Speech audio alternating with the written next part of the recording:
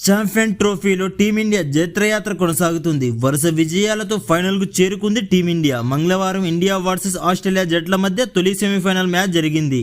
ఈ మ్యాచ్లో తొలుత బ్యాటింగ్ చేసిన ఆస్ట్రేలియా జట్టు 49.3 ఓవర్లలో 264 పరుగులకు ఆలౌట్ అయింది. ఆ తర్వాత బ్యాటింగ్ ప్రారంభించిన టీమిండియా 48.1 ఓవర్లో 6 వికెట్లు కోల్పోయి లక్ష్యాన్ని ఛేదించింది.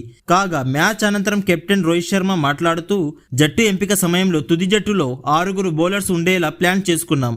అదే సమయంలో కింది స్థాయి వరకు బ్యాటింగ్ ఆర్డర్ బలంగా ఉండాలని భావించాం. అలాగే జట్టును ఎంపిక చేశామని రోహిత్ చెప్పాడు. అయితే ఆస్ట్రేలియాపై విజయం అందరి సమిష్టి కృషి అన్నాడు.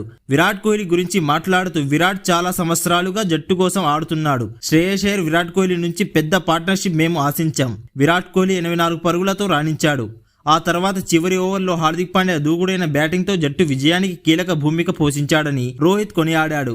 అయితే ఫైనల్లో తప్పక విజయం సాధిస్తామని రోహిత్ శర్మ ధీమా వ్యక్తం చేశాడు.